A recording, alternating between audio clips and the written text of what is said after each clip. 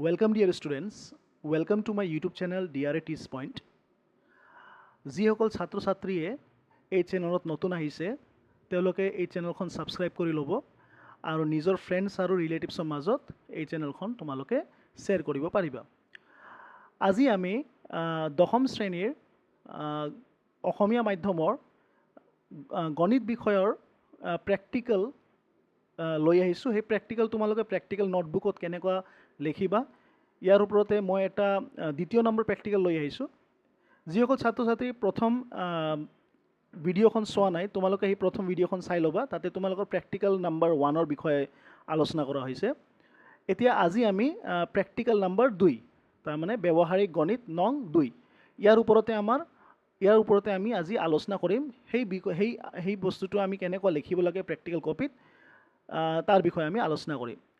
তো আজি আমাৰ প্ৰেক্টিকেলৰ যোনটো আমাৰ আছে থিম আছে বা যোনটো আমাৰ টপিক আছে সেইটো হৈছে তোমাৰ গ্ৰাফিকেল সলিউশন। তাৰমানে আমি এটা গ্ৰাফ বনাব লাগিব। আমাক দুটা লাইন দিয়া হৈছে, দুটা লাইনৰ আমাৰ সমীকৰণ দিয়া হৈছে। সেই লাইনৰ সমীকৰণ লৈ আমি গ্ৰাফ বনাম আৰু সেই গ্ৰাফটো আমি চাম যে সেই গ্ৰাফটো যেতিয়া বনাম তেতিয়া সেইখিনি গ্ৰাফ আমাৰ এক্স অক্ষৰ লগত তাৰমানে ত্ৰিভুজ গঠন কৰিব। সেই ত্ৰিভুজক আমি কি কৰিব লাগিব, আমাৰ কালি উলিয়াব লাগিব।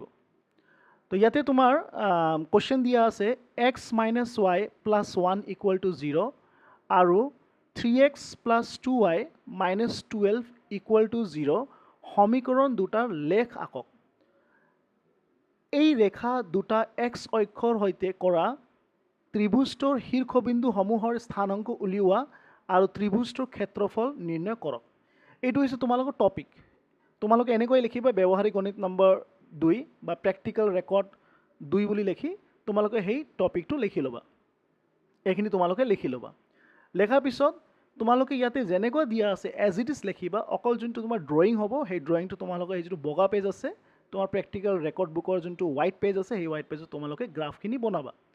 তো এতিয়া এইটো আমি লিখি ল'লোঁ x - y + 1 এইখিনি লেখাৰ পিছত এতিয়া আমি নেক্সট পইণ্টত কি লিখিম, প্ৰয়োজনীয় সামগ্ৰী আমাৰ কি দৰকাৰ পৰিব।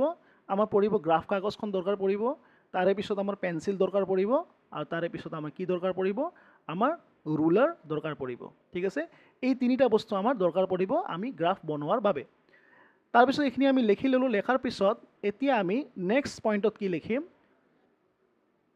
নেক্সট পইণ্টত তোমালোকে লিখিবা প্ৰক্ৰিয়া মানে প্ৰচিডিউৰ। সেই প্ৰক্ৰিয়াটো আমি কেনেকৈ কৰিম, আমি যেতিয়া সলিউশন কৰোঁ, আমি যেতিয়া গণিতৰ সলিউশন কৰোঁ সেই সলিউশনটো প্ৰক্ৰিয়াটো অলপ বেলেগ হয়। ইয়াতে আমি সমাধানটো ওলাই দিওঁ, কিন্তু আমি যেতিয়া প্ৰেক্টিকেল ৰেকৰ্ড বুকত যেতিয়া নোট ডাউন কৰিম তেতিয়া আমাৰ পদ্ধতিবিলাক অলপ বেলেগ হ'ব। তো ইয়াতে আমি প্ৰক্ৰিয়াটো কেনেকৈ লিখিম, আমি প্ৰক্ৰিয়া লিখিম 1 নম্বৰত লিখিম সমীকৰণ দুটি সহজ ৰূপত লিখা হ'ল। প্ৰথমতে আমাৰ সমীকৰণ দুটা দিয়া আছে হয় না। 1 নম্বৰ সমীকৰণটো হৈছে x - y + 1 আৰু 2 নম্বৰ সমীকৰণটো হৈছে 3x + 2y - 12 = 0। এই দুটা সমীকৰণ যোনটো দিয়া আছে 1 নম্বৰ 2 নম্বৰ যোনটো কোৱেশ্চনত দিয়া আছে সেইখিনি আমি কি কৰিম, সহজ ৰূপত লিখিম। এতিয়া প্ৰথম নম্বৰ সমীকৰণটো আছে x - y + 1 = 0। সেইটো আমি সহজ ৰূপত লিখিলে কি হ'ব, x - y = কি হ'ব -1। তুমি চোৱা ইয়াতে +1টো মই কি কৰিছোঁ, ইকুৱেলৰ সিফালে লৈ গৈছোঁ। তেনেহ'লে আমাৰ ইয়াতে কি থাকিব, x - y থাকিব। x - y = কি হ'ব -1। এই +1টো যোনটো আছে সিফালে যায় কি হ'ব -1। এইখিনি হ'ল তোমাৰ ফাৰ্ষ্ট নম্বৰ সমীকৰণৰ সহজ ৰূপটো কি হ'ব, x - y + 1 = 0টো আমি লিখিম x - y = -1। তাৰপিছত দ্বিতীয় নম্বৰত আমাৰ দিয়া আছে সমীকৰণ 3x + 2y - 12 = 0। ইয়াতো আমি কি কৰিম, সেইটো আমি সহজ ৰূপত লিখিম 3x + 2y - 12 = 0 দিয়া আছে। এইটোক আমি লিখিম 3x + 2y = 12। এইটো যোনটো -12 আছে সেই -12খন তোমাৰ ইকুৱেলৰ সিফালে গৈছে আৰু ইকুৱেলৰ সিফালে যোৱাতে সেইটো কি হৈছে তোমাৰ +12 হৈ গৈছে। তেনেহ'লে আমাৰ দুটা সমীকৰণ যোনটো দিয়া আছিল প্ৰশ্নত x - y + 1 আৰু 3x + 2y - 12 সেইখিনি আমি সহজ ৰূপত লিখি দিছোঁ। x - y + 1টো আমি লিখিছোঁ x - y = -1 আৰু 3x + 2y - 12 আমি লিখিছোঁ 3x + 2y = 12। এইখিনি আমাৰ লেখা হ'ল। এতিয়া আমাৰ দ্বিতীয় নম্বৰ প্ৰচেছটো কি থাকিব, আমাৰ দ্বিতীয় নম্বৰ প্ৰচেছত আমি 2 নম্বৰ লিখিম, লেখাৰ পিছত লিখিম এতিয়া আমি স্থানাংক উলিওৱা হ'ল। এতিয়া আমি দুটা সমীকৰণটো লিখি লৈছোঁ, ইয়াৰ সহজ ৰূপটো আমি লিখি লৈছোঁ। এতিয়া আমি কি কৰিম, ইয়াৰ স্থানাংক আমি ওলাম। সো প্ৰথম সমীকৰণৰ বাবে প্ৰথম সমীকৰণ মানে কোনটো সমীকৰণ x minus y equal to -1 এই সমীকৰণৰ বাবে x minus y equal to -1 ইয়াৰ বাবে আমি কি কৰিম আমি পইণ্টছ কেইটা ওলাম তো তুমি চোৱা আমি দুটাহে পইণ্টছ ল'ম বেছি পইণ্ট নলওঁ আমাৰ দুটা পইণ্ট যথেষ্ট আছে আমাৰ গ্ৰাফ বনোৱাৰ বাবে যদি আমি x ইকুৱেল টু 0 লওঁ যদি আমি ইয়াতে x ইকুৱেল টু 0 লওঁ তুমি চোৱা ইয়াতে যদি x ইকুৱেল টু 0 লোৱা তেনেহ'লে কি হ'ব -y ইকুৱেল টু -1 হৈ যাব ইয়াতে আমি x ত কি বহাই দিম 0 বহাই দিম যেতিয়া আমি x ত 0 বহাই দিম তেনেহ'লে 0 মাইনাছ y কি হ'ব -y হ'ব তাৰমানে আল্টিমেটলি কি হ'ব তোমাৰ -y ইকুৱেল টু -1 হ'ব অৰ্থাৎ ইয়াতে তোমাৰ মাইনাছ মাইনাছে কাটা যাব এই মাইনাছ মাইনাছ কেঞ্চেল হ'ব মাইনাছ কেঞ্চেল হোৱাৰ পিছত এইটো কি হ'ব y ইকুৱেল টু 1 এতিয়া আমি এই যোনটো চোৱা আমি x ইকুৱেল টু 0 পাইছোঁ তেতিয়া আমি y ইকুৱেল টু কি পাইছোঁ 1 আমি x ইকুৱেল টু 0 পোৱাৰ লগে লগে y ইকুৱেল টু 1 পাইছোঁ গতিকে আমি এটা পইণ্ট দিলোঁ যাৰ নাম দিলোঁ আমি a আৰু সেই পইণ্টটোত আমি এনেকৈ লিখিব পাৰিম 0,1 এইটো কি হ'ব 0,1 কিয় হ'ল x ইকুৱেল টু 0 হ'লে y ইকুৱেল টু কিমান হৈ আছিল 1 এতিয়া ইয়াতে এৰ ভিতৰত যোনটো বন্ধনীৰ ভিতৰত 0,1 লেখা আছে সেইটো 0টো হৈছে তোমাৰ x পইণ্ট আৰু y 1টো হৈছে তোমাৰ yৰ ভেলুটো ঠিক আছে ঠিক একেদৰে আমি যেতিয়া দ্বিতীয় নম্বৰ পইণ্টত যেতিয়া আমি y ইকুৱেল টু 0 লওঁ তুমি চোৱা ইয়াতে যদি তুমি y ইকুৱেল টু 0 লোৱা তেনেহ'লে আমাৰ কি হ'ব x ইকুৱেল টু কিমান হ'ব x মাইনাছ 0 হৈ যাব y equal to x minus y equal to -1 হ'লে আমাৰ x মাইনাছ যিহেতু আমি y ইকুৱেল টু 0 লৈছোঁ x মাইনাছ 0 হৈ যাব x মাইনাছ 0 ইকুৱেল টু কিমান হ'ব -1 অৰ্থাৎ x ইকুৱেল টু কিমান হ'ব -1 গতিকে আমাৰ y ইকুৱেল টু 0 হ'লে x ইকুৱেল টু কিমান হয় -1 ঠিক একেদৰে এইটো আমি b নম্বৰ পইণ্ট লৈছোঁ আৰু ইয়াতে কি লিখিছোঁ -1,0 যিটো -1টো হৈছে তোমাৰ -1টো হৈছে তোমাৰ x ৰ ভেলু আৰু 0টো হৈছে তোমাৰ কিহৰ ভেলু y ৰ ভেলু তো ইয়াতে আমাৰ প্ৰথম নম্বৰ সমীকৰণৰ বাবে আমি দুটা পইণ্টটো আমি পাই গ'লোঁ সেই দুটা পইণ্টটো হ'ল তোমাৰ দুটা পইণ্ট কি হ'ল a ব্ৰেকেট 0,1 আৰু b ব্ৰেকেট -1,0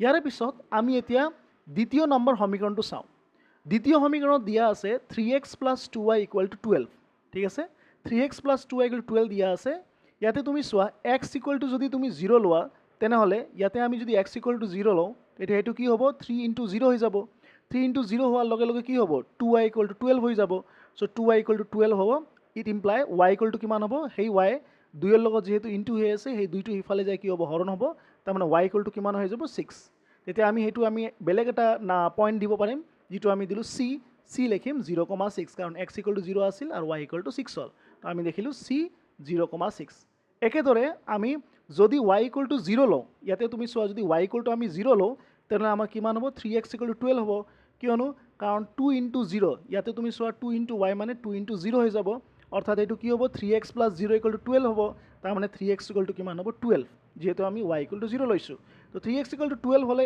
xটো 3ৰ লগত ইনটু হৈ আছে তো xটো আমি লেফ্ট ছাইডত থ'লে সেই 3টো ইফালে যায় ডিভাইড হ'ব 12 / 3 হ'লে কি হ'ব x = কিমান হ'ব 4 অৰ্থাৎ আমি সেইটো আমি d নম্বৰ পইণ্ট ল'ব পাৰিম d নম্বৰ পইণ্ট লিখিব পাৰিম আমাৰ 4,0 4টো হৈছে তোমাৰ x ৰ ভেলু আৰু 0টো হৈছে তোমাৰ y ৰ ভেলু এতিয়া আমি চাব পাৰিলোঁ যে আমাৰ প্ৰথম নম্বৰ সমীকৰণৰ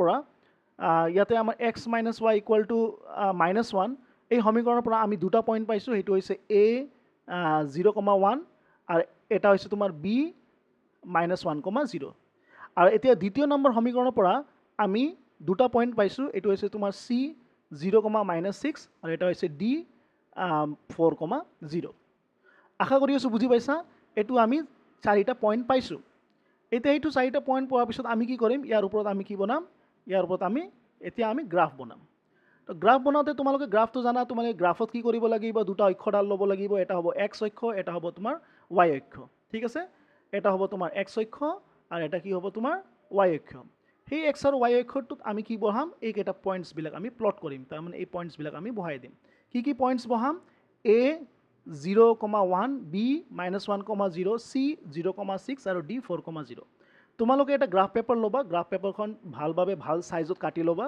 কাটাৰ পিছত এতিয়া তোমাৰ চোৱা এই পইণ্টবোৰ গ্ৰাফত লগাই লেখ অঁকা হ'ল এতিয়া আমাৰ টু লাইনছ উইথ ট্ৰাইংগল দিয়া আছে x - y + 1 = 0 আৰু এটা দিয়া আছে 3x + 2y = 12 এই যোনটো ৰঙা কালাৰৰ চাইন দিয়া আছে এই যোনটো ৰঙা কালাৰ দিয়া আছে সেই ৰঙা কালাৰ সেইটো ৰেড মানে সেইটো কি বুজায় এই ইকুৱেশ্যনটো বুজায় 3x + 2y = 0 3x + 2y = 12 টো বুজায় আৰু যোনটো সেইটো ব্লু কালাৰৰ যোনটো লাইন দিয়া আছে এইটো এই লাইনটো বুজায় x - y + 1 = 0 ঠিক আছে এতিয়া আমি ইয়াৰ এই দুটাৰ আমি গ্ৰাফ বনাম তো গ্ৰাফ একদম ইজি আছে, তোমালোকে পইণ্টখন চাই তোমালোকে বহাব পাৰিবা।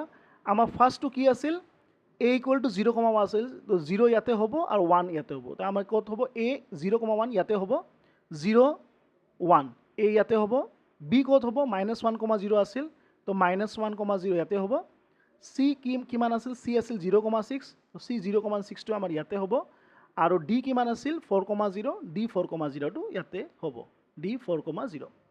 তোমালোকে এই গ্ৰাফখন যেতিয়া বনাবা তোমালোকে চাবা যে এই গ্ৰাফখন কটাকটি কৰিছে, ঠিক আছে। এই গ্ৰাফখন যেতিয়া কটাকটি কৰিব সেইটো এটা পইণ্টত কৰিব যিটো হৈছে p 2,3। তাৰপিছত তুমি চোৱা যে এই গ্ৰাফখন x অক্ষৰ লগত এটা ত্ৰিভুজৰ গঠন কৰিব। তোমালোকে ভালদৰে চাবা যে এই ত্ৰিভুজটো হৈছে বি পি ডি, চাইছা না? এই ত্ৰিভুজটো কি হ'ল, বি পি ডি, এইটো এটা ত্ৰিভুজ গঠন কৰিছে না, বি বি পি ডি, এইটো এটা ত্ৰিভুজ গঠন কৰিছে, ঠিক আছে। এইটো ত্ৰিভুজটো হৈছে বি পি ডি। এতিয়া এই ত্ৰিভুজটো আমি এই সমীকৰণৰ যেতিয়া লেখডাল বনালোঁ আমি সেই ত্ৰিভুজখন পালোঁ, সেই ত্ৰিভুজটো হৈছে তোমাৰ বি পি ডি। এতিয়া আমি কি কৰিব লাগিব, সেই ত্ৰিভুজৰ আমি শীৰ্ষবিন্দুবোৰ নিৰ্ণয় কৰিব লাগিব, আৰু তাৰে পিছত সেই ত্ৰিভুজৰ আমি ক্ষেত্ৰফল নিৰ্ণয় কৰিব লাগিব। সেয়ে এতিয়া তুমি চোৱা ইয়াতে দিয়া আছে, সেয়ে ত্ৰিভুজটোৰ শীৰ্ষবিন্দুসমূহ কি হ'ব, এটা হ'ব b -1,0, এটা হ'ব d 4,0, এটা হ'ব p 2,3, য'ত BDP হ'ল ত্ৰিভুজ। এতিয়া আমি কি কৰিব লাগিব, সেই ত্ৰিভুজৰ আমি ক্ষেত্ৰফল ওলাব লাগিব। তো আমি কি কৰিম, ত্ৰিভুজৰ ক্ষেত্ৰফল এতিয়া ওলাম। ক্ষেত্ৰফলৰ আমি ফৰ্মুলা জানো, সেই ক্ষেত্ৰফলৰ ফৰ্মুলা আমি স্থানাংক জ্যামিতিৰ পৰা পাইছিলোঁ, যে এটা ত্ৰিভুজৰ ক্ষেত্ৰফলৰ ফৰ্মুলাটো কি হ'ব, যেতিয়া ইয়াৰ স্থানাংকবিলাক দিয়া হয় তেতিয়াহ'লে আমাৰ ফৰ্মুলাটো কি হয়, half into third bracket x1 into y2 minus y3 plus x2 into y3 minus y1 plus x3 into y1 minus y2। এতিয়া তোমালোকে ভাবি আছা যে x1 x2 y1 y2 এইবিলাক কি হয়। তোমালোকে এতিয়া চাবা যে b দিয়া আছে, b -1,0 দিয়া আছে, ইয়াতে তোমাৰ -1টো হৈছে x1, এইটো হৈছে x1 আৰু এইটো হৈছে y1, ঠিক আছে। d 4,0 ইয়াতে 4 হৈছে x2 আৰু এইটো হৈছে তোমাৰ y2, ঠিক আছে। p 2,3 ইয়াতে হৈছে, এইটো হৈছে x3 আৰু এইটো হৈছে তোমাৰ y3, ঠিক আছে। তাৰমানে তোমাৰ যিকোনো এটা পইণ্ট দিয়া থাকে, চ' b দিয়া আছে তোমাৰ -1,0 দিয়া আছে, হয় না, তো এইটো হৈছে তোমাৰ x1 আৰু এইটো হৈছে তোমাৰ y1, ঠিক আছে। ঠিক একেদৰে তোমালোকে b d p টো গমে পাইছা, b হৈছে x1 y1, d হৈছে x2 y2 আৰু p হৈছে x3 y3। এতিয়া কি কৰিম, আমি এইকেইটা ভেলুবিলাক কি কৰিম, ইয়াতে আমি বহাই দিম। এইকেইটা ভেলুবিলাক বহাই আমি কি কৰিম, আমি ক্ষেত্ৰফলটো নিৰ্ণয় কৰিম, ঠিক আছে। এতিয়া তুমি চোৱা আমি পইণ্টছ কেইটা পাইছোঁ, এতিয়া b equal to -1,0, d equal to 4,0 আৰু p ইকুৱেল টু 2,3। তাৰপিছত আমি কি কৰিম, এতিয়া এৰিয়া আমি ওলাই ল'ম। তো ক্ষেত্ৰফলৰ ফৰ্মুলাত আমি বহাই দিলোঁ half into x1 into y2 minus y3 plus x2 into y3 minus y1 plus x3 into y1 minus y2।